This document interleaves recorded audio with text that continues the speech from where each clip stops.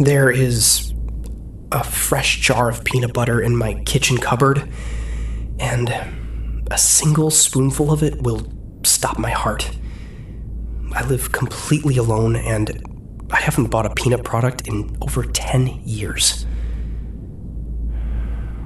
The sight of that seal waiting on the shelf sent a cold shiver straight down my collarbone.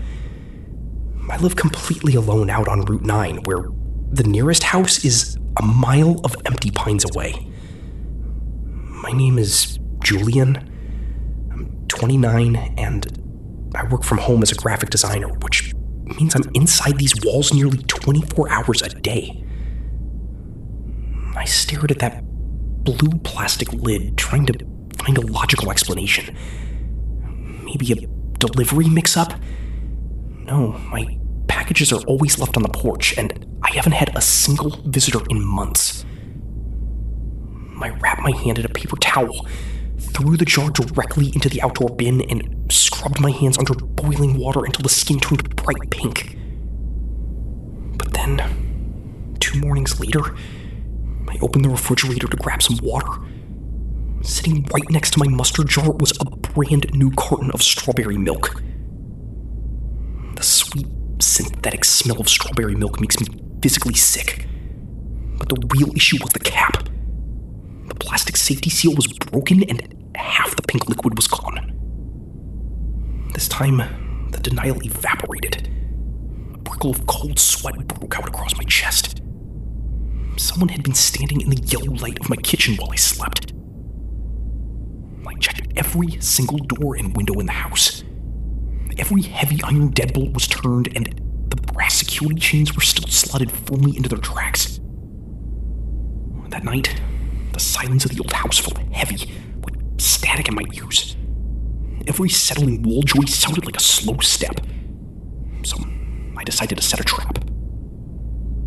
I propped my old spare phone on the kitchen counter, activated a motion sensor recording app, and went upstairs gripping a heavy metal flashlight. At 3 a.m, a floorboard directly beneath my bedroom door let out a slow, agonizing creak. I lay rigid, waiting for a handle to turn, but the house went dead quiet again. The moment the gray morning light broke, I ran downstairs. My stomach dropped. The spare phone wasn't standing up anymore. It was lying flat on its screen. I picked it up. The glass was covered in greasy, overlapping smudges from someone's thumbs, and the recording application had been completely deleted. My fingers shook against the cold phone. They didn't just walk past the lens, they stood over it, picked it up, and knew exactly what I was trying to do. I searched the ground floor, checking behind every single door. My laptop was still on the desk, my cash was in the drawer, and absolutely nothing of value was missing. Then I stepped into the hallway and looked up. The square wooden panel to the attic crawl space was slightly off kilter, and the white pull cord was swinging back and forth. I dragged my stepladder over, my palms slick against the cold metal rungs. I climbed up, pushed the heavy panel aside, and clicked the flashlight on. The beam cut through the dead air, and the smell hit me first. A sickening mix of stale human sweat, damp insulation, and sour milk. Laying flat across 2 wooden rafters was an unzipped sleeping bag. Surrounding it was a neat semicircle of garbage. There was my crushed carton of strawberry milk, but right next to it, a worn black spiral notebook. I reached into the dark, dusty space and pulled the book down. Inside, page after page was full with my name, followed by highly specific times. It read, Julian wakes up at 7:14. Julian makes coffee. Julian goes to the bathroom. The logs went back 90 consecutive days.